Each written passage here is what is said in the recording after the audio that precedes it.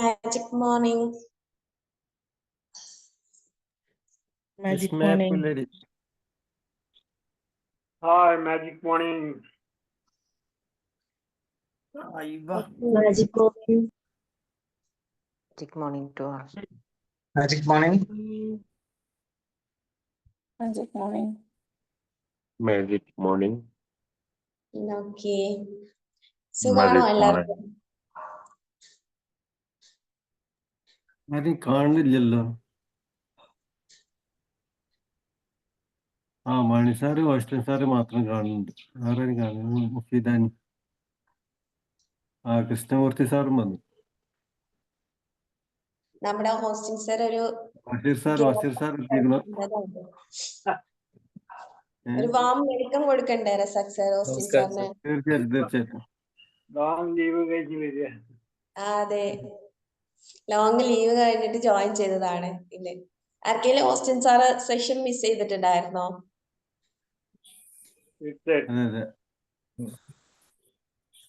Okay. ഇതിലിപ്പം hosting sir അറിയാത്ത ആരും ഉണ്ടാവില്ല എന്ന് വിചാരിക്കുന്നു.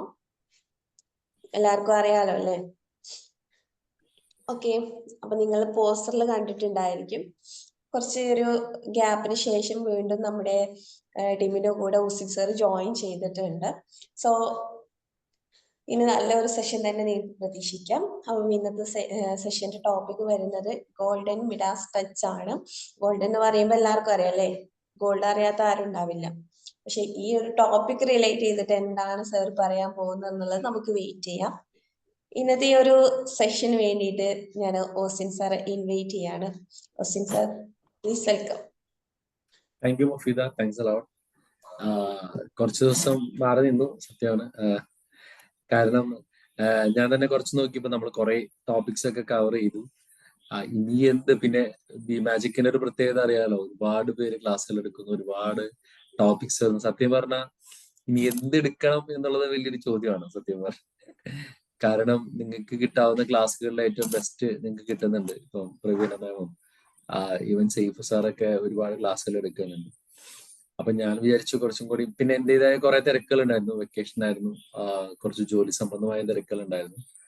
അപ്പൊ കുറച്ചൊരു ബ്രേക്ക് എടുക്കാന്ന് വിചാരിച്ചു. എനിക്ക് thank you so much for welcoming back again. അപ്പോ എല്ലാവർക്കും സുഖമാണെന്ന് വിചാരിക്കുന്നു. എല്ലാവരും ഹാപ്പിയാണോ? പഴയ ആൾക്കാരൊക്കെ കുറെ പേരുണ്ട്. കൃഷ്ണമൂർത്തി സാറിന് തന്നെ അറിയോ? എന്റെ ക്ലാസ് കേട്ടിട്ടുണ്ടാവും. കേട്ടിട്ടില്ല? ഓക്കെ. ബാക്കി ഞാൻ കാണുന്ന കുറെ പേരൊക്കെ പരിചയക്കാരാണ്. എനിക്കൊരു ജൂബി അറിയില്ല, പിന്നെ അങ്ങനെ 1-2 പേര് മാത്രമാണ്. ബാക്കി എല്ലാവരെയും എനിക്ക് നന്നായിട്ട് അറിയാം. അപ്പൊ സന്തോഷം. നമുക്കിന്ന് ഒരു ടോപ്പിക് നമ്മൾ എടുക്കുന്നത് ഗോൾഡൻ മിഡാസ് ടച്ച് എന്ന് പറഞ്ഞ ഒരു ടോപ്പിക്കാണ്. അപ്പോ എത്ര പേർക്ക് ഈ ഗോൾഡൻ മിഡാസ് ടച്ച് അറിയാവുന്ന ആരെങ്കിലും ഉണ്ടോ? ബഷീർ സാറിനൊക്കെ ചിലപ്പോൾ അറിയാൻ പറ്റുമായിരിക്കും. ഇതെന്താന്ന് കേട്ടിട്ടുണ്ടോ സാറേ? കേട്ടിട്ടില്ല. പക്ഷെ ഞാനിത് പറഞ്ഞു വരുവാ നിങ്ങൾ എല്ലാവരും കേട്ടിട്ടുണ്ടാവും, അതെനിക്ക് ഉറപ്പാണ്. കാരണം ഇത് നമുക്കൊക്കെ കുട്ടിക്കാലത്ത്, അതിനൊന്ന് കോ-ഹോസ്റ്റ് ആക്കാവോ സാർ? കേൾക്കുന്നുണ്ടോ? കോ-ഹോസ്റ്റ് ആക്കിയാൽ എനിക്ക് ഷെയർ ചെയ്യാൻ പറ്റുള്ളൂ.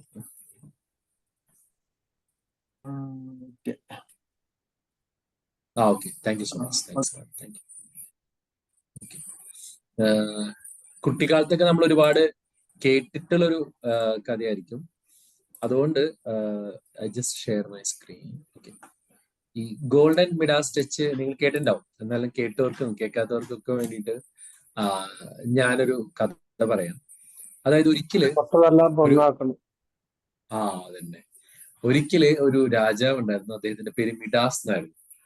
അദ്ദേഹം ഫ്രിജിയ എന്ന് പറഞ്ഞ ഒരു രാജ്യം ഭരിച്ചിട്ടുണ്ടായിരുന്നു. അപ്പൊ അദ്ദേഹത്തിന്റെ ജീവിതത്തില് ഏറ്റവും ഇഷ്ടമുള്ള 2 കാര്യങ്ങൾ എന്ന് പറയുന്നത്, ഒന്ന് പണം ഉണ്ടാക്കുക, സ്വർണം, ഗോൾഡ്, അതൊക്കെയായിരുന്നു. 2 അദ്ദേഹത്തിന്റെ മകളായിരുന്നു. അപ്പൊ അങ്ങനെ അദ്ദേഹം എന്താ പറയാ, വളരെ ഗ്രീഡി ആയിട്ടുള്ള ഒരു മനുഷ്യൻ. അദ്ദേഹം ഇങ്ങനെ ഡിനോസിസ് എന്ന് പറയുന്ന ഒരു ദേവതേനെയാണ് അദ്ദേഹം പ്രാർത്ഥിച്ചിരുന്നത്. അങ്ങനെ അദ്ദേഹത്തിന്റെ പ്രാർത്ഥന കൊണ്ട് ദേവത ഒരിക്കൽ പ്രത്യക്ഷപ്പെട്ടു. പ്രത്യക്ഷപ്പെട്ടിട്ട് അദ്ദേഹത്തോട് ചോദിച്ചു, നിന്റെ പ്രാർത്ഥനയിലും നിന്റെ കാഴ്ചയിലൊക്കെ ഞാൻ സംപ്രീതനാണ്, നിനക്ക് എന്താണ് വേണ്ടത്? അപ്പോൾ വേറെ ഒരു ഡൗട്ടും ഇല്ലാതെ ഈ മിഡാസ് രാജാവ് പറഞ്ഞു, ഞാൻ തൊടുന്നതെല്ലാം സ്വർണമാണ്. അപ്പൊ ദേവത തിരിച്ചു ചോദിക്കുന്നുണ്ട്, ആർ യു ഷുവർ? ഇത് നിങ്ങൾക്ക് ഒരുപാട് പ്രശ്നം ഉണ്ടാക്കാൻ സാധ്യതയുണ്ട്. അപ്പൊ പറഞ്ഞു, ഏയ് ഒരു പ്രശ്നമില്ല, നീ ആ വരം ഇങ്ങോട്ട് തന്നാൽ മതി. കാരണം പുള്ളി മനസ്സിൽ ചിന്തിച്ചുകൊണ്ടിരുന്നത്, എനിക്ക് അങ്ങനെ ഒരു വരം കിട്ടിക്കഴിഞ്ഞാല് ഈ സ്വർണമാക്കി കഴിഞ്ഞാൽ ഈ ലോകത്തെ ഏറ്റവും വലിയ സമ്പന്നൻ ഞാനായി മാറും എന്നുള്ളൊരു ചിന്ത അദ്ദേഹത്തിന് ഉണ്ടായിരുന്നു. ചോദിച്ചു, ദേവത വരം കൊടുത്തു. അദ്ദേഹം ആദ്യമായി ഒരു കല്ലിനെ തൊട്ടു, കല്ല് സ്വർണ്ണായി. ഹാപ്പി. വെറും കിടക്കണ ഒരു വിലയില്ലാത്ത കല്ല് സ്വർണ്ണക്കല്ലായി മാറി. അത് കഴിഞ്ഞ് അദ്ദേഹം പൂവിനെ തൊട്ടു, പൂവ് സ്വർണമായി മാറി. പിന്നെ അദ്ദേഹം വെറുതെ രസത്തിന് തൊടുന്നതൊക്കെ സ്വർണമായി. കുറച്ചു നേരം കഴിഞ്ഞപ്പോ അദ്ദേഹത്തിന് വിശന്നു. അദ്ദേഹം നേരെ ഭക്ഷണം കഴിക്കാൻ വേണ്ടിയിരുന്നു. അദ്ദേഹം ഭക്ഷണത്തെ തൊട്ടു, ഭക്ഷണവും സ്വർണമായി മാറി. ദാഹിച്ചു, കുടിക്കാൻ വേണ്ടി വെള്ളമെടുത്തു, വെള്ളം ലിക്വിഡ് ഗോൾഡ് ആയിട്ട് മാറി. അദ്ദേഹത്തിന് അത് കുടിക്കാനായിട്ട് സാധിച്ചില്ല. അവിടെയും അദ്ദേഹത്തിന് മനസ്സിലായി എവിടെയോ പണി കിട്ടി എന്ന് തോന്നി തുടങ്ങുമ്പോൾ തന്നെ അദ്ദേഹത്തിന് ഏറ്റവും പ്രിയപ്പെട്ട മകള് അദ്ദേഹത്തിന്റെ അടുത്തേക്ക് ഓടി വന്ന് പപ്പ എന്ന് പറഞ്ഞ് കെട്ടിപ്പിടിച്ചു. ഓൺ ദ സ്പോട്ടില് അവരും എന്താ പറയാ സ്വർണമായി മാറി. അപ്പൊ അദ്ദേഹത്തിന് ഭ്രാന്തായി. അറിയാലോ, അത്രയും സ്നേഹിച്ചിരുന്ന മോള് ഒരു സ്വർണ്ണ വിഗ്രഹമായി മാറുന്നത് ഒരു അച്ഛനും സഹിക്കാവുന്ന അതിലും അപ്പുറമാണ്. അദ്ദേഹം ദൈവത്തിനെ വിളിച്ച് കരയാൻ തുടങ്ങി. എങ്ങനെയെങ്കിലും ഈ വരം എന്നിൽ നിന്ന് ഒഴിവാക്കി തരണം. കാര്യം അത്രയും നേരം വർണ്ണത്തിന് വേണ്ടി എന്താ പറയാ ആഗ്രഹിച്ചിരുന്ന ഒരു വ്യക്തി പിന്നെ അപ്പൊ തുടങ്ങി പ്രാർത്ഥിക്കാൻ തുടങ്ങി, എനിക്ക് എങ്ങനെയെങ്കിലും ഇത് ഒഴിവാക്കി തരണം. കാരണം ഞാൻ അത്രയേറെ സ്നേഹിക്കുന്ന എന്റെ മകളെ സ്വർണ്ണ വിഗ്രഹമായിട്ട് കാണാനായിട്ടുള്ള ഒരു ആഗ്രഹമില്ല. ദേവത പ്രത്യക്ഷപ്പെട്ടു. ദേവത അദ്ദേഹത്തിന്റെ പ്രാർത്ഥന വീണ്ടും കേട്ടു. പെക്ടോലസ് നദിയില് പോയി നീ നിന്നെ തന്നെ കഴുകുക, അപ്പോ നിന്റെ ഈ പ്രശ്നം മാറിക്കിട്ടുന്നു. അദ്ദേഹം ഓടി പെക്ടോലസ് നദിയിൽ പോയി അദ്ദേഹത്തെ കഴുകി. അതോടുകൂടി അദ്ദേഹത്തിന്റെ ടച്ച് ചെയ്ത സ്വർണമാവുന്ന ആ ഒരു വലിയ വരം അദ്ദേഹത്തിൽ നിന്ന് എടുക്കപ്പെട്ടു എന്നുള്ളതാണ് കഥ. അപ്പൊ ഈ കഥയെ നമ്മള് കാണുമ്പോൾ നമുക്ക് നോക്കിയാൽ മനസ്സിലാവും എന്താണ് ഈ കഥയുടെ ഒരു പ്രത്യേകത. നമുക്കറിയാം, നമ്മളെല്ലാവരും ജോലി എടുക്കുന്നതും നമ്മൾ ലോ ഓഫ് അട്രാക്ഷൻ പഠിക്കുന്നതും അല്ലെങ്കിൽ നമ്മൾ വേറെ എന്ത് കാര്യങ്ങളൊക്കെ ചെയ്യുന്നതിനും നമുക്ക് സമ്പത്തിന്റെ ആവശ്യമുണ്ട്. പക്ഷേ ഈ സമ്പത്തിലേക്ക് ഒരുപാട് ഗ്രീഡി ആകുമ്പോൾ ഉണ്ടാകുന്ന ഒരു പ്രതിഭാസമാണ്, അതിന് വിളിക്കുന്ന പേരാണ് ഗോൾഡൻ മിഡാസ് ടച്ച്. നമുക്കറിയാം, നമ്മുടെ ചുറ്റുപാടുമുള്ള ആളുകളൊക്കെ ഈ പണത്തിന്റെ പിറകെ ഓടി അങ്ങ് വല്ലാണ്ടായി ജീവിതം തന്നെ റുവീൻ ചെയ്ത് നഷ്ടപ്പെടുത്തി ഒക്കെ ജീവിക്കുന്ന ആൾക്കാരെ കാണാൻ പറ്റും. നമ്മൾ അങ്ങനെയാണ്. അപ്പൊ ഇന്നത്തെ ഈ ഒരു ടോപ്പിക്കില് ഞാൻ നിങ്ങളുമായിട്ട് ഡിസ്കസ് ചെയ്യാൻ പോകുന്ന രണ്ട് കാര്യങ്ങളാണുള്ളത്. ഒന്ന്, നമ്മുടെ ലൈഫിൽ ഒരു ഗോൾഡൻ മിഡാസ് ടച്ച് കൊണ്ടുവരാം, നമ്മൾ ഏറ്റെടുക്കുന്ന കാര്യങ്ങളിലൊക്കെ സക്സസ് ആവാനായിട്ട് എങ്ങനെ സാധിക്കും. അതിന്റെ രണ്ടാമത്തെ ഭാഗം എന്താണ്, എങ്ങനെ ഒരു മിഡാസ് ആവാതിരിക്കാം, ഒരു ഗ്രീഡി ആവാതിരിക്കാം, അല്ലെങ്കിൽ നമ്മുടെ ലൈഫിൽ പണം നമുക്കൊരു പ്രശ്നമാകുന്ന ഒരു സിറ്റുവേഷൻ നമുക്ക് എങ്ങനെ ഒഴിവാക്കാം. അതാണ് നമ്മൾ ഇന്നത്തെ ക്ലാസ്സിൽ കാണാൻ പോകുന്നത്. നിങ്ങൾക്ക് അറിയാവുന്ന എത്ര പേരുണ്ട് പണത്തിന് വേണ്ടി ഓടി അവസാനം ജീവിതം നശിപ്പിച്ച ആരെങ്കിലും അറിയുന്നുണ്ടെങ്കിൽ, അല്ലെങ്കിൽ അങ്ങനത്തെ ഉള്ള ഒരാളുടെ കഥ അറിയുന്നുണ്ടെങ്കിൽ ആരെങ്കിലും ഒന്നുകൂടെ ഷെയർ ചെയ്യാവൂ. അതായത് പണത്തിന് വേണ്ടി മാത്രം ജീവിച്ച് അവസാനം ഒന്നുമല്ലാത്ത രീതിയിൽ അത്രയും ബുദ്ധിമുട്ടേണ്ട വന്ന ആരെങ്കിലും ഉണ്ടോ? സക്സസ് സ്റ്റോറീസിനേക്കാൾ ഒരു ഫെയിലിയർ സ്റ്റോറി നിങ്ങൾക്ക് അറിയാവുന്ന ആരെങ്കിലും കഥ പറയാവോ നിങ്ങളുടെ ലൈഫില്? ഞാനറിയുന്ന ഒരു വ്യക്തി ഉണ്ടായിരുന്നു. പറയൂ സാർ. അയാള് രാവിലെ മുതൽ രാത്രി വരെ ഉറക്കൊഴിഞ്ഞിട്ട് പൈസ വെച്ചിട്ട് മരിച്ചു. അങ്ങനെ അവസാനം ഞാൻ അയാളുടെ അന്നേ പറയും, നിങ്ങളിങ്ങനെ പൈസക്ക് വേണ്ടിയിട്ട് ആരോഗ്യം നശിപ്പിച്ചാൽ പിന്നെ നിങ്ങളെ പൈസനെ കൊണ്ട് ആരോഗ്യം നേടാൻ കഴിയില്ല. അവസാനം മൂപ്പര് പിന്നെ ലാസ്റ്റ് ഇല്ല, ഉള്ളിലെ സാധനങ്ങളൊക്കെ ഡാമേജ് ആയി, ഡയാലിസിസിലേക്ക് പോയി.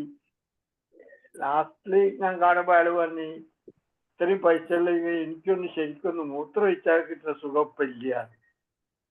അത്രയും പൈസ ഉണ്ടായിട്ട് ലൈഫ് മുഴുവൻ പൈസക്ക് വേണ്ടിയിട്ട് ഇങ്ങനെ കളിച്ചു. വീട്ടിലും ഫാമിലി ലൈഫ് ഇല്ല എന്ന് തന്നെ പറയാം. അയാള് വരുമ്പോ വീട്ടിലെ കുട്ടികളുണ്ടാവില്ല. കുട്ടികൾ ഉറങ്ങുന്ന സമയത്ത് അയാൾ രാവിലെ നേരത്തെ എണീറ്റ് ഷോപ്പിലേക്ക് പോകും. അങ്ങനെയുള്ള ഒരു വ്യക്തിനെ എനിക്ക് അറിയായിരുന്നു. അതിപ്പോ ഇല്ല. Okay, thank U Basheer sir. നമ്മുടെ ചുറ്റുപാട് നോക്കിക്കഴിഞ്ഞാൽ ഇങ്ങനെ പണത്തിന് വേണ്ടി ജീവിതം കൊടുത്ത് എന്താ പറയാ ഒരു വലിയൊരു വരമൊക്കെ വാങ്ങി നമ്മള് നശിച്ചു പോയ ഒരുപാട് പേരെ കാണാൻ പറ്റും. അപ്പൊ നമ്മൾ ഇന്ന് ആദ്യം കാണുന്നത് നമ്മളൊരു ഗോൾഡൻ മിഡാസ്, അതായത് മിഡാസ് ആവാതിരിക്കാൻ വേണ്ട ഒരു 5 കാര്യമാണ്.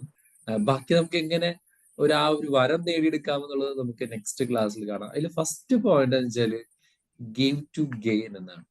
B willing to give something for the money you wish to receive. നമ്മൾ പലപ്പോഴും നമ്മുടെ ഒരു പ്രശ്നം എന്താണെന്ന് വെച്ച് കഴിഞ്ഞാല് നമുക്കൊക്കെ വെറുതെ കാശ് കിട്ടണം. എനിക്ക് തോന്നുന്നു കേരളത്തിലാണെന്ന് തോന്നുന്നു ഏറ്റവും കൂടുതൽ ലോട്ടറി വിറ്റ് പോകുന്നത്. Am I right? ആണോ അല്ലയോ? ഏറ്റവും കൂടുതൽ ലോട്ടറി കേരളത്തിൽ മദ്യവും ലോട്ടറി. ഏറ്റവും കൂടുതൽ ലോട്ടറി വിൽക്കുന്ന ഒരു സംസ്ഥാനം കേരളമാണ്. ഏറ്റവും കൂടുതൽ എനിക്ക് തോന്നുന്നു ആളുകൾ പറ്റിക്കപ്പെടുന്ന ഒരു സംസ്ഥാനവും കേരളമാണ്. പ്രത്യേകിച്ച് നമുക്കൊക്കെ ചിരിയല്ല, അതിനേക്കാളുപരി ഭയങ്കര രസമാണ് ഓരോ മനുഷ്യന്മാരുടെ കാര്യങ്ങളൊക്കെ കേട്ട് കഴിഞ്ഞാൽ.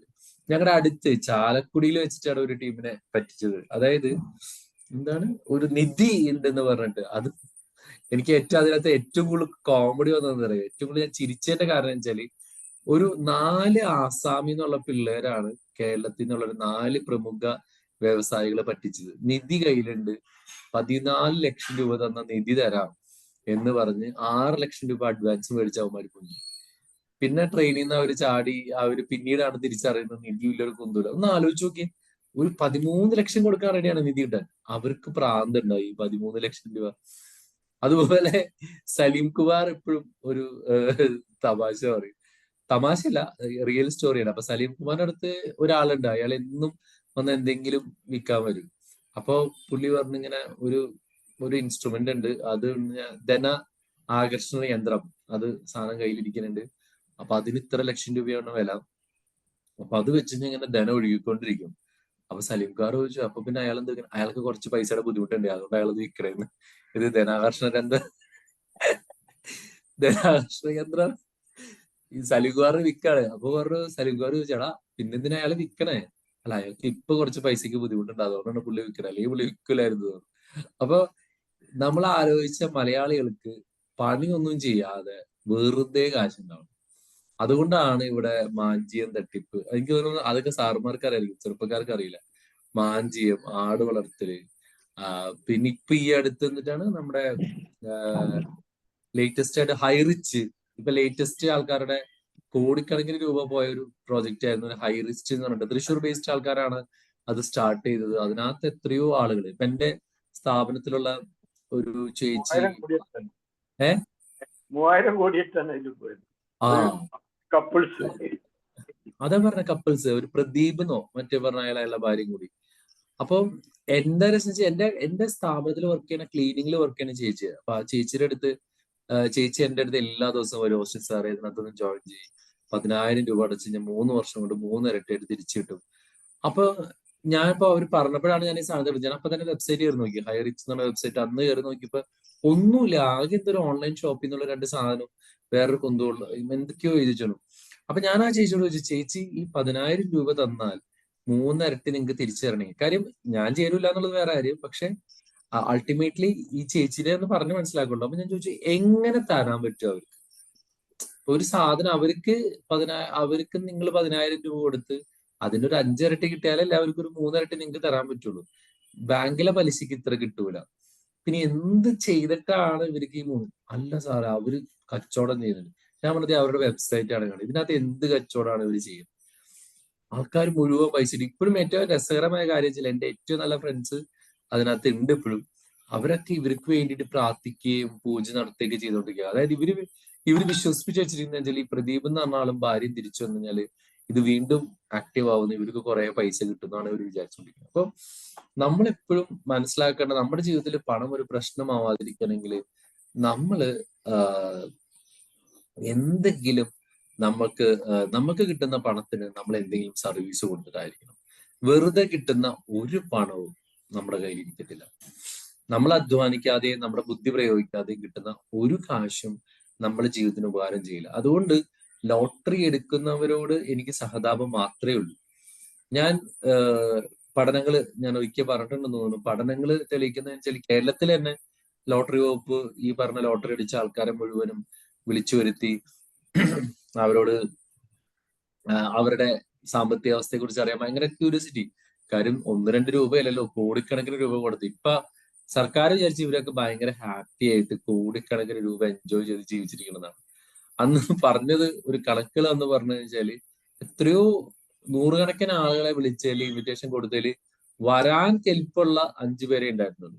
ഈ 5 പേരില് 2-3 പേരാണ്, അല്ല 10 പേരെങ്ങാണ്ട് വന്നു. അതിൽ 5 പേരെങ്ങാണ്ട കാശുകാരായിട്ടുള്ളൂ. അതായത് കുറച്ചെങ്കിലും പൈസ ഉള്ളതുള്ളൂ. അവർക്ക് ലോട്ടറി അടിക്കുന്നതിന് മുമ്പേ പൈസയുണ്ട്, അല്ലാതെ ലോട്ടറി അടിച്ച പൈസ ഇല്ല. അല്ലാതെ സാധാരണ മറ്റേ ചെരുപ്പ് കുത്തി നടന്ന ആളും അല്ലെങ്കിൽ അങ്ങനെയുള്ളവർക്കൊക്കെ കോടിക്കണക്കിന് ലോട്ടറി കിട്ടിയിട്ട് അവര് പണ്ടത്തതിനേക്കാൾ വേസ്റ്റ് അവസ്ഥ. ഞങ്ങളുടെ അങ്കമാലിയിൽ ഒരു ചേട്ടനുണ്ട്. ആ ചേട്ടൻ ലോട്ടറി എടുത്തതുപോലെ ലോട്ടറി അടിച്ചു. പുള്ളി ഒറ്റയടിക്ക് തന്നെ കൊച്ചുങ്ങളുടെ സ്കൂള് മാറ്റി വേറെ എന്താ പറയാ വലിയ വീട് പണിതു. എല്ലാം നമുക്ക് നോക്കുമ്പോൾ പടപടാന്ന് ഈ സാധനങ്ങളൊക്കെ പൊന്തി വന്നു കേട്ടോ. വിത്തിൻ 2 years or 3 years ആളെ വീടിന്റെ മുമ്പിൽ വലിയൊരു ബോർഡ് വന്നു, ഈ വീട് വിൽപ്പനയ്ക്കെന്ന്. സംഭവം എന്താ ചെയ്തതെന്ന് വെച്ചാല് പുള്ളി ഒരു ലോട്ടറി അടിച്ചല്ലോ. പുള്ളി എല്ലാ ദിവസവും 15,000 25,000 രൂപയ്ക്ക് അങ്ങോട്ട് ലോട്ടറി എടുത്ത് തുടങ്ങി എല്ലാ ദിവസവും. അപ്പം നമ്മൾ പറഞ്ഞതെന്ന് വെച്ചാൽ നമ്മൾ ചെലവാക്കാതെ അല്ലെങ്കിൽ നമ്മൾ അധ്വാനിക്കാതെ കിട്ടുന്ന പൈസകളെല്ലാം ഈ ഒരു വലിയൊരു ബാധ്യതയായിട്ട് മാറും. ഇതിൽ ഏറ്റവും വലിയ സങ്കടം എന്താണെന്നറിയോ? ഞാൻ പലപ്പോഴും കണ്ടിട്ടുണ്ട് ഈ ആളുകൾ പറ്റിച്ച് പൈസ ഉണ്ടാക്കുന്നു. വ്യക്തികളെ പറ്റിച്ച് ജോലി ചെയ്യാതെ പൈസ ഉണ്ടാക്കും, അല്ലെങ്കിൽ നോക്കുകൂലി എന്നൊക്കെ പറഞ്ഞ കുറേ വകുപ്പില് നമ്മൾ പൈസ കൊടുക്കും. ഏറ്റവും സങ്കടം എന്താണെന്ന് വെച്ചാല് ഞാൻ എന്റെ ജീവിതത്തിൽ ഫോളോ ചെയ്യുന്ന അല്ലെങ്കിൽ ഞാൻ പഠിച്ചൊരു പ്രിൻസിപ്പിൾ ഇതാണ്. അതായത് നമ്മൾക്ക് അർഹതപ്പെടാത്ത ഒരു പൈസ നമ്മുടെ കയ്യിൽ വന്നു കഴിഞ്ഞാൽ അതിന്റെ 10 ഇരട്ടി നമ്മുടെ നിന്ന് പോകും. അതാണ് ഒരു റൂൾ. അതുപോലെ നമ്മൾ ഒരാൾക്ക് അർഹതയില്ലാത്ത ഒരാൾക്ക് നമ്മൾ പൈസ കൊടുത്തു, ദാനമായിട്ട് കൊടുത്താൽ നമുക്ക് അതിന്റെ 10 ഇരട്ടി ക്ലെയിം ചെയ്യാം. അതായത് നമുക്ക് തിരിച്ചു കിട്ടൂല എന്ന് അറിഞ്ഞിട്ട് നമ്മൾ ഒരാളെ സഹായിക്കാൻ വേണ്ടി കൊടുത്ത് നിങ്ങൾക്ക് അതിന്റെ 10 ഇരട്ടി ക്ലെയിം ചെയ്യാം. തിരിച്ച് God will give or the universe, അല്ലെങ്കിൽ ഞാനത് സ്ഥിരമായിട്ട് പ്രാക്ടീസ് ചെയ്യുന്ന ഒരാളാണ്. പക്ഷെ നമ്മൾ ആരെങ്കിലും പറ്റിച്ചെടുത്തിട്ടുണ്ടെങ്കിൽ അത് 10 ഇരട്ടി പോകും. ഈ 10 ഇരട്ടി പോവുക എന്ന് പറഞ്ഞാൽ പോട്ടെ, അതിന്റെ അതേ എമൗണ്ട് തന്നെ പോവുക എന്ന് പറഞ്ഞാൽ നമുക്കറിയാം പണം എങ്ങനെ നമ്മുടെ കയ്യിൽ നിന്ന് പോവാ. That is very painful. I right? ഇല്ലേ? പൈസ പോകുന്ന വെച്ചാൽ വെറുതെ പൈസ പോകുന്നതല്ല, കച്ചവടം നഷ്ടം വന്ന് പൈസ പോകുന്നതല്ല. മിക്കവാറും ഈ പൈസ പോകുന്ന ഒന്നില്ലെങ്കിൽ വല്ല രോഗങ്ങൾ വന്നിട്ടായിരിക്കാം, അതല്ലെങ്കിൽ നമ്മുടെ ഒരു ആക്സിഡന്റ് സംഭവിച്ചായിരിക്കാം, ഇതല്ലെങ്കിൽ നമ്മുടെ ബിസിനസ് അങ്ങനെ തന്നെ പൂട്ടി പോണതായിരിക്കും. അപ്പൊ നമ്മളൊന്ന് ആലോചിച്ച് നോക്ക്, നമുക്ക് ആ പോകുമ്പോൾ ഉണ്ടാവുന്ന ഒരു പെയിൻ, പൈസ പോണത് പോട്ടെ, നമ്മൾ അനധികൃതമായി ഉണ്ടാക്കി അനധികൃതമായി പോയി, പ്രശ്നമില്ല. പക്ഷെ അത് ഉണ്ടാക്കുന്ന ഒരു പെയിൻ ഉണ്ട്, that will last for our life. അപ്പൊ അതുകൊണ്ട് ഈ ക്ലാസ് കേൾക്കുന്ന ആരാണെങ്കിൽ പോലും ജീവിതത്തിൽ നമുക്ക് ചിലപ്പോൾ പെട്ടെന്ന് വലിയൊരു ഗ്രോത്ത് ഒന്നും ഉണ്ടാവില്ല എന്ന് വരാം. It takes some time to be rich, അല്ലെങ്കിൽ നമ്മൾ ആഗ്രഹിക്കുന്ന ഒരു ജീവിതത്തിലേക്ക് എത്താനായിട്ട് വരും. പക്ഷെ നമുക്ക് കിട്ടുന്ന പൈസക്ക് തിരിച്ച് നമ്മൾ എന്തെങ്കിലും കൊടുത്തു എന്നുള്ളത്, അല്ലെങ്കിൽ നമ്മൾ കൊടുക്കുന്നതിനാണ് നമ്മൾ എപ്പോഴും പ്രാധാന്യം കൊടുക്കുന്നത്. That is the first point. Second point എനിക്ക് ഷെയർ ചെയ്യാനുള്ള ഒരു കാര്യം എന്താണെന്ന് വെച്ചാല്, money a tool for comfort and security. ശരിക്കും പണം സമ്പാദിക്കുക എന്നതിനപ്പുറം ഇത് നമുക്കൊരു കംഫർട്ടും, അല്ലെങ്കിൽ നമ്മുടെ ഫുഡ്, നമുക്ക് വേണ്ട കാര്യങ്ങൾ ഒക്കെ നേടാൻ വേണ്ടിയിട്ടായിരിക്കണം നമ്മൾ പണം സമ്പാദിക്കുന്നത്. നേരത്തെ സാറ് പറഞ്ഞ പോലെ ഈ ആളുകള് എനിക്ക് അറിയാവുന്ന, ഇപ്പൊ ഞാൻ പറഞ്ഞു കഴിഞ്ഞാൽ നിങ്ങൾ ഓർത്തിന് ഒരുപാട് ആളുകൾ ഉണ്ടാവും. അവര് ജീവിതത്തിൽ ജോലി എടുക്കുന്നത് വേറെ ഒന്നിനും വേണ്ടിയില്ല, ഇങ്ങനെ ബാങ്കിലും ഇങ്ങനെ കുറെ ഗോൾഡ് ഇങ്ങനെ കൂടി വരണം, കുറെ പൈസ കൂടി വരണം, ജീവിതം മൊത്തം ഇങ്ങനെ കാണണം. അല്ലാതെ അവർക്ക് ജീവിതത്തിൽ വേറെ ഒരു ആഗ്രഹം ഉണ്ടാവില്ല. ഇവര് മര്യാദയ്ക്ക് സിനിമയ്ക്ക് പോകില്ല, ഇവര് നല്ല ഫുഡ് മേടിച്ചു കൊടുക്കില്ല. നേരത്തെ ബഷീർ സാറ് പറഞ്ഞ പോലെ തന്നെ ഫാമിലി ആയിട്ട് ടൈം സ്പെൻഡ് ചെയ്യില്ല, കുടുംബമായിട്ട് സമയം സ്പെൻഡ് ചെയ്യില്ല. ഞാൻ ഇന്നലെ എൻ്റെ ഫ്രണ്ടാണ്, പറയാൻ പാടില്ലെങ്കിൽ പോലും ഇന്നലെ I came to know that അവൻ ഡിവോഴ്സ്ഡ് ആണ്, 4 വർഷമായിട്ട് ഡിവോഴ്സ്ഡ്. പക്ഷെ അവര് ഇപ്പോഴും ഒരുമിച്ച താമസിക്കുന്നത്. അത് ഞാൻ അതിന്റെ റീസൺ ചോദിച്ചു കഴിഞ്ഞപ്പോ സത്യം പറഞ്ഞ ആ പെൺകുട്ടിക്ക് വേറെ എന്തോ അഫെയർ ഉണ്ടായിരുന്നു, അങ്ങനെ എന്തോ അവര് പറഞ്ഞ അവര് ഡിവോഴ്സ്ഡ് ആണ്. എന്തായാലും സംഭവം വെച്ചാല് അവന്റെ ജീവിതത്തിലെ ഏറ്റവും ചെറുപ്പത്തില് പണത്തിന് അവൻ ഒരുപാട് ബുദ്ധിമുട്ടു. അപ്പൊ അവൻ എങ്ങനെയെങ്കിലും പൈസ ഉണ്ടാക്കണം എന്നുള്ള രീതിയിൽ അവൻ കള്ളത്തരത്തിൽ പൈസ ഉണ്ടാക്കിയെന്നല്ല ഞാൻ പറഞ്ഞു. പക്ഷെ he spend a lot of time to make business happen and he has less time to spend with his family. അപ്പൊ എന്താ പറ്റുന്നത്? നമ്മുടെ ഭാര്യയോ മക്കളോ ഒക്കെ ആയിട്ട് സമയം സ്പെൻഡ് ചെയ്തില്ലെങ്കിൽ അവർക്ക് ഇഷ്ടമുള്ള പോലെ പോകും. നമ്മൾ ഇവർക്ക് ഇങ്ങനെ പണം സമ്പാദിച്ച് ഇവർക്ക് ഇങ്ങനെ കംഫർട്ട് കൊടുത്തിട്ട് ഒരു കാര്യമില്ല. നമുക്ക് നമ്മുടെ ലൈഫിൽ ഏറ്റവും കൂടുതൽ നമുക്ക് നമ്മുടെ പ്രിയപ്പെട്ടവർക്ക് കൊടുക്കാൻ പറ്റുന്നത് പണമല്ല, ടൈമാണ്. നമ്മളിപ്പോ ഞാൻ പാരന്റിങ് സെഷൻസ് ഒക്കെ എടുക്കുമ്പോൾ ഞാൻ എപ്പോഴും പറയാറുള്ള ഒരു കാര്യമാണ്, നിങ്ങൾ എത്ര ലക്ഷം സമ്പാദിച്ച ഒരു കൊച്ചിനെ കൊടുത്തു, അവന് കംഫർട്ട് കൊടുത്തു എന്നുള്ളതല്ല, നിങ്ങൾ എത്ര സമയം അവരുടെ കൂടെ ഉണ്ടായിരുന്നു. അവരെ ഒരു അറ്റ്ലീസ്റ്റ് അവരുടെ ഒരു എന്താ പറയാ പ്രായപൂർത്തി ആവുന്ന വരെ, അതല്ലെങ്കിൽ അറ്റ്ലീസ്റ്റ് ഒരു 10 to 15 years വരെ എത്ര സമയം ക്വാളിറ്റി ടൈം നിങ്ങൾ അവരായിട്ട് സ്പെൻഡ് ചെയ്തു എന്നുള്ളതാണ് ഏറ്റവും ഇമ്പോർട്ടൻ്റ് എന്നുള്ളത്. അപ്പൊ നമ്മൾ മനസ്സിലാക്കേണ്ട ഒരു കാര്യം, പണം സമ്പാദിക്കുന്ന പറയുമ്പോൾ തന്നെ നമ്മുടെ മനസ്സിൽ വേണ്ട ഒരു കാര്യം എന്താണെന്ന് വെച്ച് കഴിഞ്ഞാല്, ഞാൻ എന്തിനാണ് കാശ് സമ്പാദിക്കുന്നത്? ഇപ്പൊ ഞാൻ പലപ്പോഴും നമ്മുടെ സെഷൻസ് ഒക്കെ എടുക്കാൻ പോകുമ്പോൾ ഞാൻ ആളോട് ചോദിക്കും, എന്താണ് നിങ്ങളുടെ ജീവിതത്തിലെ ലക്ഷ്യം? കൂടുതലും പ്രത്യേകിച്ച് വിദ്യാർത്ഥികളാണെങ്കിലും വയസ്സാ ആൾക്കാർ പറഞ്ഞു കുറേ കാശ് വേണം, കുറേ കാശ് വേണം. ഓക്കെ, എത്രയാണ് കുറെ? അപ്പോഴാണ് അവർ ആലോചിക്കുക ഒരു 10 കോടി. ഞാൻ പറഞ്ഞു ഓക്കെ, 10 കോടി ഞാൻ നിനക്ക് തന്നു വിചാരിച്ചു, ഞാൻ നിനക്ക് 10 കോടി, ഈ 10 കോടി കൊണ്ട് നീ എന്ത് ചെയ്യും? അതറിഞ്ഞൂടാ. കുറേ കാശ് വേണം, കുറേ കോടികൾ വേണം, അന്ന് ഈ പൈസ കൊണ്ട് എന്ത് ചെയ്യാനാ? അതറിഞ്ഞൂടാ. അപ്പൊ നമ്മളിപ്പോഴും പൈസേനെ കാണേണ്ടത് we have to see as a commodity. Like നമുക്ക് നല്ലൊരു വീട് വേണം, ഇപ്പൊ വീടില്ല, ചെറിയ വീട്. ഞാൻ പറഞ്ഞാൽ ഒത്തിരി വലിയ വീട് വെക്കണമെന്ന് ഞാൻ ഒരിക്കലും ആഗ്രഹിക്കുന്ന ഒരാളല്ല, അല്ലെങ്കിൽ പറയുന്ന ആളല്ല. അല്ലെങ്കിൽ എനിക്ക് സത്യം പറഞ്ഞാൽ പലപ്പോഴും ഈ ആഡംബരങ്ങളോട് അത്ര വലിയ ക്രേസ് തോന്നില്ല. ഉള്ളവർക്ക് തീർച്ചയായിട്ടും മേടിക്കാം. ഇപ്പൊ നമുക്കും യാത്ര ചെയ്യാൻ ഒരു കാറ് വേണം, അത് ഓടി തന്നെ വേണമെന്ന് ഒരു നിർബന്ധവുമില്ല. നമ്മുടെ എല്ലാ ഫാമിലിക്കും പോകുന്ന കംഫർട്ട്. അപ്പം ഈ നമ്മളെപ്പോഴും ഒരു പണത്തെ കാണേണ്ടത് ഏറ്റവും വലിയൊരു കാര്യമായിട്ട്, നമുക്ക് ഇതുകൊണ്ട് എന്തൊക്കെ ചെയ്യാൻ പറ്റും, അതുപോലെ ഇതുപോലെ എത്ര പേർക്ക് ദാനം ചെയ്യാൻ പറ്റും. പിന്നെ ഏറ്റവും കൂടുതൽ അട്രാക്ട് ചെയ്ത ഒരാളെ ആൻഡ്രൂ കാർണഗിയാണ്. അദ്ദേഹം ജീവിതത്തിലെ, ഞാൻ പലപ്പോഴും ഫോക്കസിന്റെ ക്ലാസ് എടുത്തപ്പോൾ നിങ്ങളോട് ആ ഒരു എക്സാമ്പിൾ പറഞ്ഞിട്ടുണ്ട്. ആൻഡ്രൂ കാർണഗി ജീവിതത്തിന്റെ ഒരു നല്ലൊരു സമയവും അദ്ദേഹം മില്യൺസ്, ഇന്നത്തെ നോക്കുകയാണെങ്കിൽ ഇന്ന് അദ്ദേഹം അന്ന് ദാനം ചെയ്ത പൈസ, അതായത് അന്ന് $500 million ആണ് അദ്ദേഹം ചാരിറ്റി ആയിട്ട് കൊടുത്തത്. ആ പൈസയുടെ വാല്യൂ ഇന്ന് നോക്കിക്കഴിഞ്ഞാല് നമ്മുടെ ഇലോൺ മസ്കിനാണല്ലോ ഇപ്പൊ ലോകത്തെ ഏറ്റവും വലിയ കോടീശ്വരൻ. അദ്ദേഹത്തിന്റെ നെറ്റ് വർത്തിനേക്കാളും എത്രയോ ഇരട്ടിയാണ് ആൻഡ്രൂ കാർണഗിയുടെ പൈസ എന്ന് പറയുന്നത്. പലരും നമ്മളിപ്പോ എനിക്ക് തോന്നുന്നു ബഷീർ സാർ ആ ബുക്ക് വായിച്ചു കഴിഞ്ഞു. ഞാൻ അന്ന് സംസാരിക്കുമ്പോൾ സാറ് വായിച്ചുകൊണ്ടിരിക്കുകയായിരുന്നു ടാറ്റയെ കുറിച്ചുള്ള പുസ്തകം. നമുക്കറിയാം ടാറ്റ, ഇന്ന് അംബാനിയാണ് ഇന്ത്യയിലെ ഏറ്റവും വലിയ കോടീശ്വരൻ എന്ന് പറയുമ്പോൾ, ടാറ്റ ദാനം ചെയ്ത പൈസ ഉണ്ടായിരുന്നെങ്കിൽ അംബാനിനേക്കാളും വലിയ കോടീശ്വരനായാണ്. പക്ഷെ അദ്ദേഹം ചെയ്തത് അദ്ദേഹത്തിന് കിട്ടുന്ന പണത്തിന്റെ നല്ലൊരു ശതമാനവും ചാരിറ്റിക്ക് വേണ്ടി കൊടുത്തു. അപ്പൊ നമ്മൾ പണം സമ്പാദിക്കുന്ന സമയത്ത് we have to think, we have to make like നമ്മളും നമ്മുടെ ചുറ്റുമുള്ളവരിലേക്കും നമ്മൾ കൊടുക്കണം. ഇതിനെ മറ്റുള്ളവർക്ക് കംഫർട്ടും നമുക്ക് തന്നെ കംഫർട്ടും വരാവുന്ന രീതിയിൽ വെക്കണം. അല്ലാതെ നമ്മുടെ കട്ടിന്റെ അടിയിലും പെരയുടെ അടിയിലും ഒക്കെ വലിയ വലിയ ബോക്സ് വെച്ചിട്ട് അതിലിങ്ങനെ സ്വർണ്ണ കട്ടികളും കുറെ പൈസയൊക്കെ കൂട്ടി വെച്ച് എല്ലാ ദിവസവും ഇത് കണ്ട് ഹായ് ഹായ് എന്നൊക്കെ പറഞ്ഞ് ഇങ്ങനെ എന്താ പറയാ എൻജോയ് ചെയ്യുന്ന കൊണ്ട് ഒരു കാര്യമില്ല. ഇത് പറഞ്ഞപ്പോ പെട്ടെന്ന് എനിക്ക് ഒരു കഥ കൂടി ഓർമ്മ വരാണ്. ഒരു മനുഷ്യൻ, അദ്ദേഹത്തിന് കുറേ ഗോൾഡൻ കോയിൻസ് കിട്ടി. അദ്ദേഹത്തിന് എങ്ങും വെക്കാൻ ധൈര്യം ഇല്ലാത്തതുകൊണ്ട് ഇദ്ദേഹം മുറ്റത്ത് ഒരു കുഴി കുഴിച്ച് അതിൽ കുഴിച്ചിട്ടു. പക്ഷെ ഇദ്ദേഹം എന്താ വെച്ചാൽ എല്ലാ ദിവസവും ഈ സ്വർണ്ണ നാണയങ്ങൾ, അദ്ദേഹം ഒരു സാധാ വീട്ടില്, ചെറിയൊരു വീട്ടിലാണ് താമസിക്കുന്നത്. പക്ഷെ ഇദ്ദേഹത്തിന്റെ ഇത്രയും സ്വർണ്ണ നാണയങ്ങളുണ്ട്. എല്ലാ ദിവസവും ഇതെടുത്ത് കാണും, സന്തോഷിക്കും, പിന്നെയും കുഴിച്ചിട്ടും.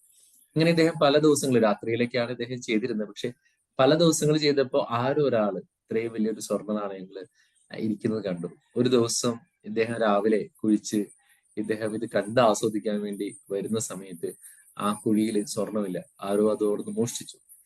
അപ്പൊ ഈ ആൾക്ക് അറിയാലോ, അത്രയും ആഗ്രഹിച്ച് സ്നേഹിച്ചിരുന്ന ഒരാളുടെ ലൈഫിൽ സ്വർണം നഷ്ടപ്പെടുമ്പോൾ വേദന നമുക്ക് മനസ്സിലാവും.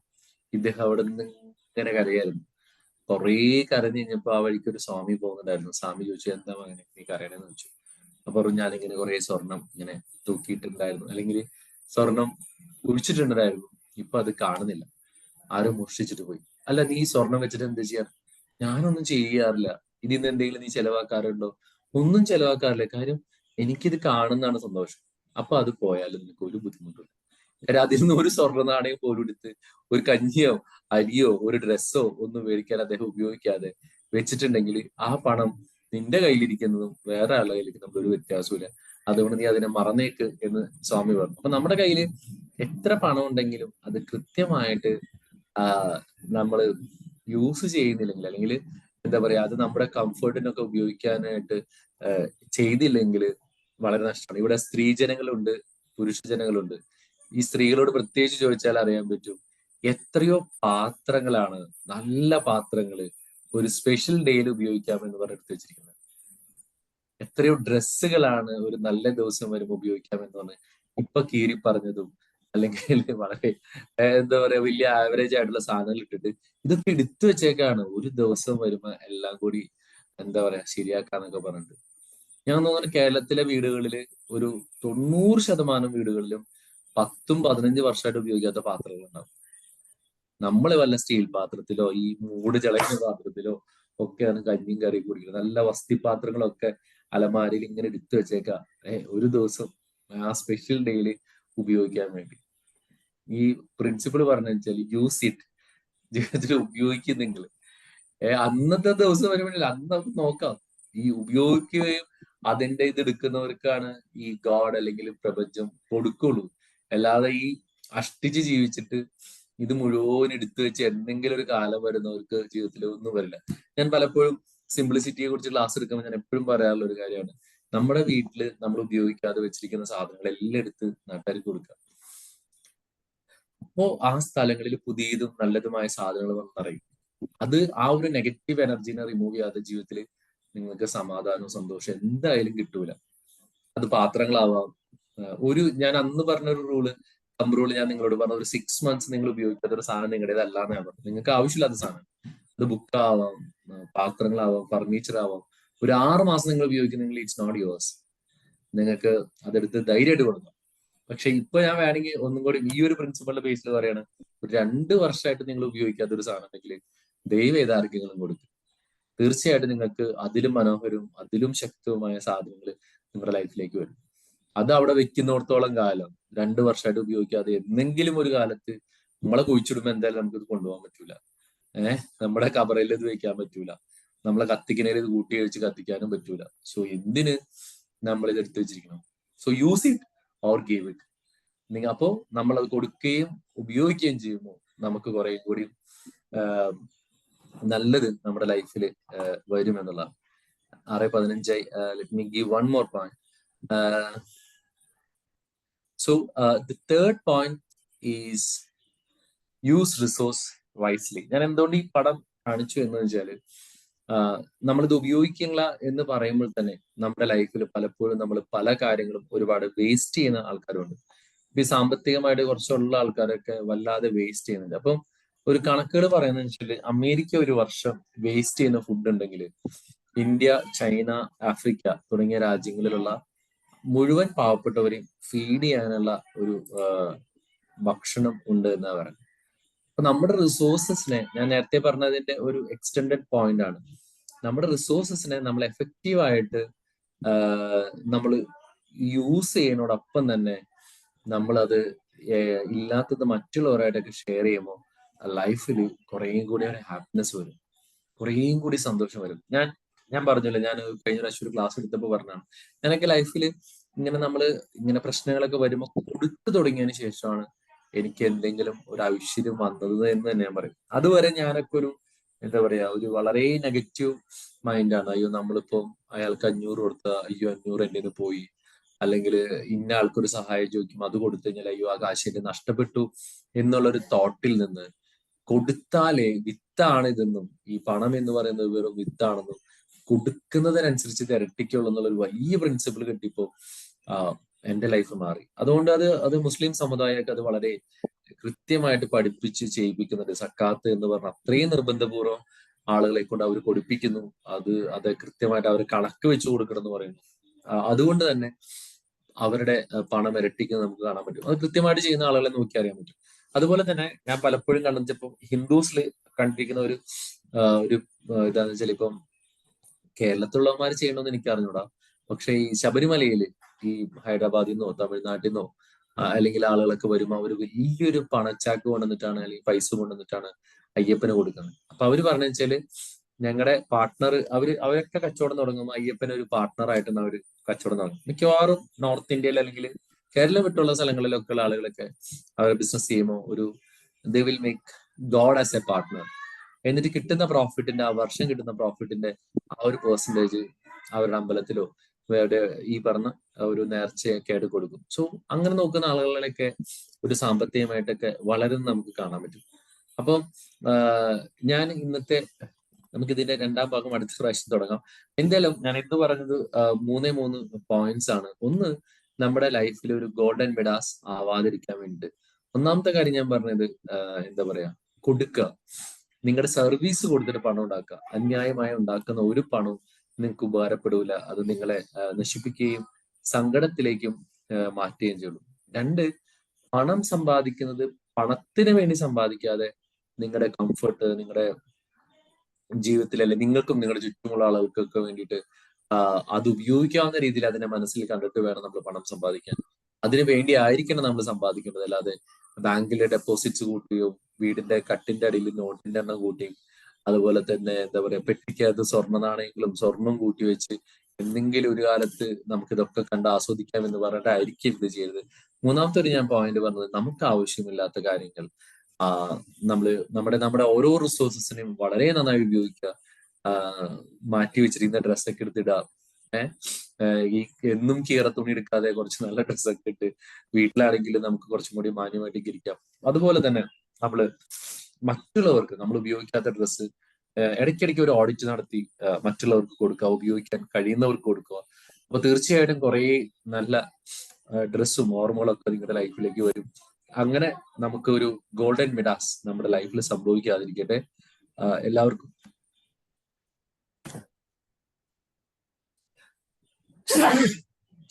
എല്ലാവർക്കും നല്ലൊരു ദിവസം ആശംസിക്കുന്നു. Thank you so much. Thanks a lot. Over to Mufeeda. Okay, thank you so much Austin sir. അപ്പൊ നല്ലൊരു സെഷൻ തന്നെയാണ് ഓസ്റ്റിൻ സർ നിങ്ങൾക്ക് വേണ്ടിയിട്ട് ഇവിടെ പ്രസന്റ് ചെയ്തിട്ടുള്ളത് അല്ലെ. എല്ലാവരും നോട്ട് ചെയ്തിട്ടുണ്ടായിരിക്കും എന്ന് വിചാരിക്കുന്നു. അപ്പം ഇത് ഇന്നത്തെ ഒരു സെഷൻ കംപ്ലീറ്റ് ആയിട്ടില്ല. സോ അതിന്റെ പാർട്ട് 2 കൂടെ നമുക്ക് എന്ത് ചെയ്യാം, എക്സ്പെക്ട് ചെയ്യാം. സോ എന്താണ് ടീം നിങ്ങൾക്ക് പറയാനുള്ളത്? Magic morning. ആ ക്ലാസ് തുടങ്ങി തീർന്നത് അറിഞ്ഞില്ല. നല്ല ഫ്ലുവന്റ് ആയിട്ട് നല്ല സബ്ജക്റ്റും.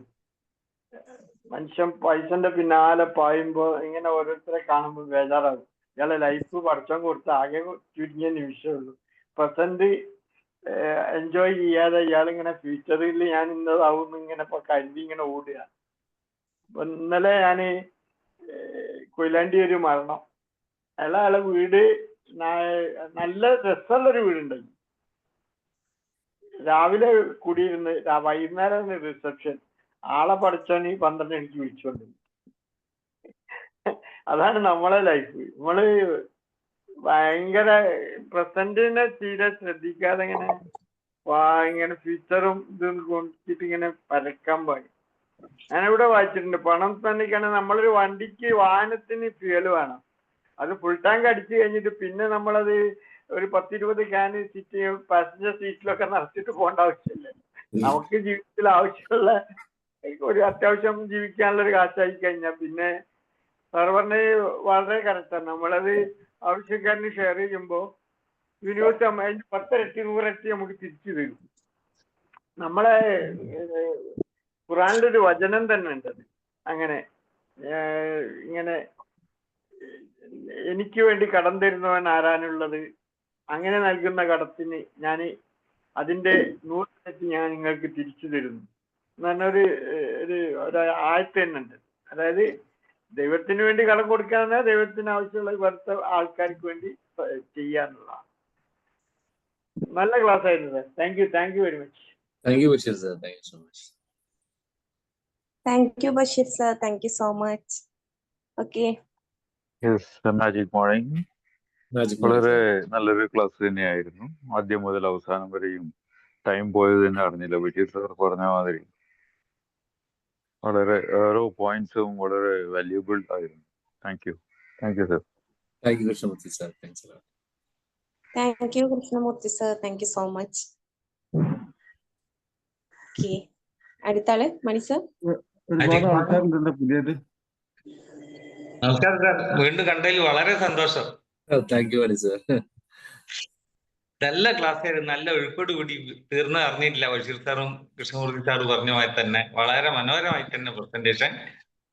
പിന്നെ ഈ തൊട്ടതെല്ലാം പൊന്നാകുന്നുള്ള ആ സ്റ്റോറിയിലൂടെ നമുക്ക് ജീവിതത്തിൽ നമ്മൾ ഈ പണത്തിനോടുള്ള അത്യാർത്തി ഒഴിവാക്കാനും അത് നല്ല രീതിയിൽ ഉപയോഗപ്രദമാക്കാനും ലൈഫിലെ കംഫർട്ടിനും മറ്റുള്ളവർക്കും വേണ്ടിയിട്ട് ഉപയോഗപ്പെടുത്തുമ്പോൾ നമ്മളെ ലൈഫ് വളരെയധികം സക്സസ് ആവും. വീണ്ടും വീണ്ടും സമ്പത്ത് വരികയും നല്ല രീതിയിൽ അതിനെ നമുക്ക് ഉപയോഗപ്പെടുത്താനും സാധിക്കുന്നല്ല.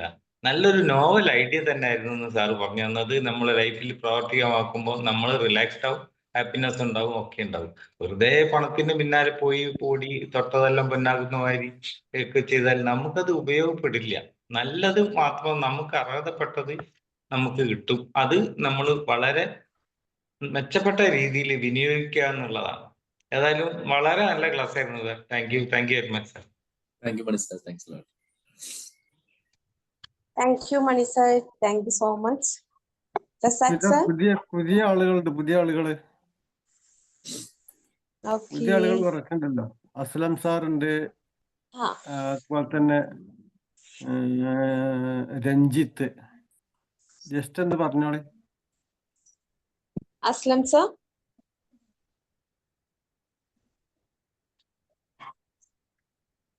ഹലോ. അസ്ലം ഭായ് പറയൂ. Magic morning. Magic morning sir. Class നല്ല അടിപൊളി ക്ലാസ് ആയിരുന്നു. പിന്നെ പണത്തിന്റെ പിന്നാലെ പോവാന്ന് പറഞ്ഞാല് പണമില്ലാതെ ഇപ്പൊ ജീവിക്കാൻ പറ്റാത്തൊരവസ്ഥയാണ് ഈ ഒരു കണ്ടീഷനില്.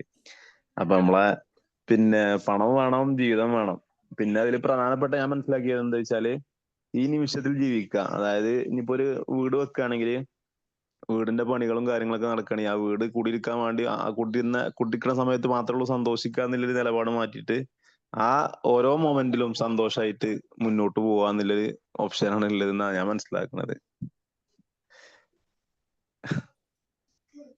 ഹലോ. Thank you. Okay. കേൾക്കുന്നുണ്ട് സാർ, അസ്ലാം സാർ കേൾക്കുന്നുണ്ട്. ഞാൻ കുട്ടിയുടെ മദ്രസ കൊണ്ടാകാൻ വേണ്ടി പിന്നെ പറഞ്ഞേക്കാൻ വേണ്ടി നിൽക്കാണ്. ഞാനാണ് കൊണ്ടാക്കാൻ വേണ്ടി നിൽക്കാണ്. ക്ലാസ് നല്ല ക്ലാസ് ആയിരുന്നു കേട്ടോ, നല്ല ക്ലാസ് ആയിരുന്നു. അസ്ലം sir ഒന്ന് ഇൻട്രോഡ്യൂസ് ചെയ്യാവോ നിങ്ങളെ ഒന്ന്? എന്റെ പേര് അസ്ലം. ഞാന് മലപ്പുറം ഡിസ്ട്രിക്റ്റില് കാളികാവ് എന്ന സ്ഥലത്താണ് അലുമിനിയം ഫാബ്രിക്കേഷന്റെ വർക്കാണ് ചെയ്തുകൊണ്ടിരിക്കുന്നത് നിലവില്. ഞാൻ കുറെ മുന്നേ ഈ ഗ്രൂപ്പിൽ ഉണ്ടായിരുന്നു. പിന്നെ കുറെ മാറിയൊന്നുമില്ല, അങ്ങനെ വിട്ടുപോയിരുന്നു. വീണ്ടും പിന്നെ വന്നതാണ്. Okay, thank you, Aslam Aslam bhai sir. കടുവയാണിപ്പോ. കടുവ. അതെ. കടുവയും പുലിയൊക്കെ ഉണ്ട്. കടുവ മാത്രല്ല, കടുവനെ കിട്ടാൻ വേണ്ടി കണി വെച്ച് നോക്കുമ്പോ കടുവന്റെ എണ്ണം കൂടി 2, 3 ഒക്കെ പല സ്ഥലത്തും കാണുന്നുണ്ട്. പിന്നെ അതുപോലെ കിട്ടിയത് പുലിനെയാണ്. അപ്പൊ ഇവിടെ ഒരുപാട് വന്യജീവികൾ ഉണ്ടെന്നില്ല മനസ്സിലാക്കുക. കടുവ മാത്രല്ല എന്നുള്ളതാണ് ഇപ്പൊ വരുന്നത്. അതെ. വേറെ Okay, thank you, Aslam sir. Thank you so much. എവിടെ അടുത്ത ആള് പറഞ്ഞോളൂ. ശ്രീഷ്ണുണ്ട്. ശ്രീഷ്ണ ചോണ് ഈ പിന്നെ ഓസ്റ്റൻ സാറ് ക്ലാസ്സിൽ ഞാനിട്ടാണ് ഇതുവരെ വരാത്തെന്ന് സംശയമുണ്ട്. ശ്രീഷ്ണ പറഞ്ഞോളൂ. Hi sir, magic morning. Magic മോനെ, ഓസ്റ്റൻ സാറെ കണ്ടു വന്നതാണോ? ഇന്നലെ ഞാൻ പോസ്റ്റർ കണ്ടായിരുന്നു, അപ്പൊ എന്തായാലും മിസ് ചെയ്യരുതെന്ന് എടുത്തിട്ട് കേറിയത്. അങ്ങനെയല്ല, കുറച്ച് തിരക്കുകളായി പോയി ഇടയ്ക്ക്, അതാണ് കുറെ ക്ലാസ്സുകൾ മിസ് ചെയ്തു. അങ്ങനെ കുറച്ചൊരു ഗ്യാപ്പ് വന്നായിരുന്നു. സാറിന്റെ ക്ലാസ് എപ്പോഴും എനിക്ക് കണക്ട് ചെയ്യാൻ പറ്റുന്ന ക്ലാസ്സുകളായിരിക്കും. പിന്നെ പ്രത്യേകിച്ച് ഫിനാൻഷ്യൽ എന്ന് പറയുമ്പോൾ എൻ്റെ ഒരു 5 വർഷം മുന്നേ ഉള്ള ചിന്താഗതിയൊക്കെ മാറിയത് നമ്മളിങ്ങനെ ക്ലാസ്സുകളൊക്കെ കേട്ടിട്ടാ. അതുവരെ ഞാനും ഇങ്ങനെ പൈസ കൂട്ടി വെക്കുക, എല്ലാ ദിവസവും പോയി അക്കൗണ്ടിൽ പോയി നോക്കി ഇത്ര എൻ്റെ കയ്യിൽ ഉണ്ടല്ലോ എന്ന് ഓർത്ത് ഇങ്ങനെ സമാധാനിക്കുന്ന ആളൊക്കെ ആയിരുന്നു. ഇപ്പോഴാണ് കുറെ മാറ്റങ്ങൾ വന്ന് നമ്മൾ കൊടുക്കണം. അത് ബഷീർ സാർ ഒരു ദിവസം പറഞ്ഞൊരു വേർഡ് ഉണ്ടായിരുന്നു, അഫർമേഷൻ പോലെ. നമ്മൾ പൈസ സ്പെൻഡ് ചെയ്യുമ്പോൾ നീ പോയി നിന്റെ ഒരുപാട് കൂട്ടുകാരെയും കൊണ്ട് തിരിച്ച് വരുമെന്ന് നമ്മൾ മനസ്സിൽ വിചാരിച്ചിട്ടായിരിക്കണം സ്പെൻഡ് ചെയ്യുന്നതെന്ന്. അപ്പൊ അതെനിക്കിങ്ങനെ സ്ട്രൈക്കായിട്ട് ഞാൻ തന്നെ വിചാരിച്ചു, കയ്യിലിങ്ങനെ കൂട്ടി വെച്ചിട്ട് എന്താ കാര്യമുള്ളത്, നമുക്ക് ഏൺ ചെയ്യാൻ പറ്റുമ്പോൾ കുറച്ച് പേരെങ്കിലും നമുക്ക് എന്തെങ്കിലും സഹായിക്കാൻ പറ്റണമല്ലോ. അപ്പൊ അങ്ങനെയൊക്കെ ചിന്തിച്ചു കഴിഞ്ഞപ്പം ഇപ്പൊ ആ ഒരു എമൗണ്ട് സ്പെൻഡ് ചെയ്യുമ്പോൾ വിഷമമില്ല. സാരമില്ല, എനിക്ക് വരും, ഞാൻ ചെയ്താലും എനിക്ക് തിരിച്ചു വരുമല്ലോ, എനിക്ക് അതിനുള്ള കഴിവ് ദൈവം തന്നിട്ടുണ്ട്. അപ്പൊ നമ്മൾ കൂട്ടി വെക്കണ്ട, ചെലവാക്കണം എന്നുള്ളൊരു വലിയൊരു ചേഞ്ചസ് എനിക്ക് അങ്ങനെ വന്നു. ഇപ്പൊ സാറ് ക്ലാസ് എടുത്തപ്പോ അതാണ് എനിക്ക് ഓർമ്മ വന്നത്. Thank you sir. Thank U Suresh sir, thank you so much. Okay, Thank you ഏകദേശം so 6:30 വൈഷ്ണവ് സാറേ, ഞാനോടും പറഞ്ഞിട്ട് നിർത്തല്ലേ. ആ എന്തായാലും sir ക്ലാസ് പറഞ്ഞോളൂ. നന്നായിരുന്നു. പിന്നെ അതിന് 2-3 ഉദാഹരണങ്ങൾ എനിക്കറിയാം. കാരണം ഒരു ലോട്ടറി അടിച്ച ഒരാളെ എനിക്കറിയുന്ന ഒരാളുണ്ട്.